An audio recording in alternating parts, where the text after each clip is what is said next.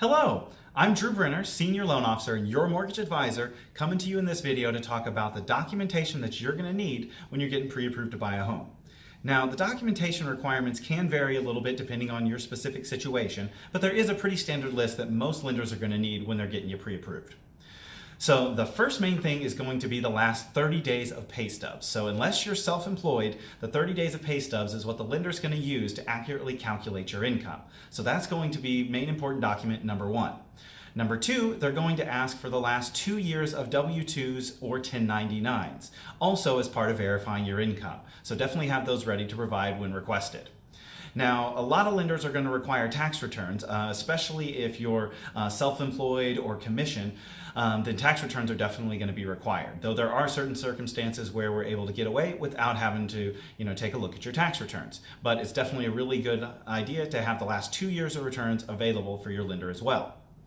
Now, the next thing they're going to have to verify are your assets, where all your money is. So they're going to require 2 months of bank statements for your various bank accounts, stock accounts, and 401k or retirement accounts, basically whatever assets you're going to be using when purchasing this home. So they're going to need 2 months of statements, official statements, mind you, for all of that.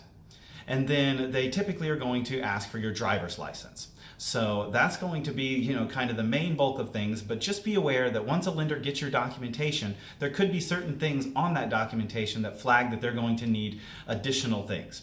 For example, if someone asks for your tax returns and they see on your tax returns that you own some other businesses or partnerships, they're probably going to have to ask you for K-1s or maybe even the business tax returns for those particular businesses. So just be prepared that once your lender gets that documentation, that they very possibly could ask for more because certain things can open, additional cans of worms.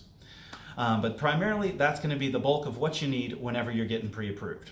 Now, if you've got any questions or when you're ready to get pre-approved, please give me a call. My phone number is 214-282-6387, and my email address, it's very easy. It's just Drew, D-R-E-W, at W, B as in boy, M as in Mary.com, drew@WBM.com.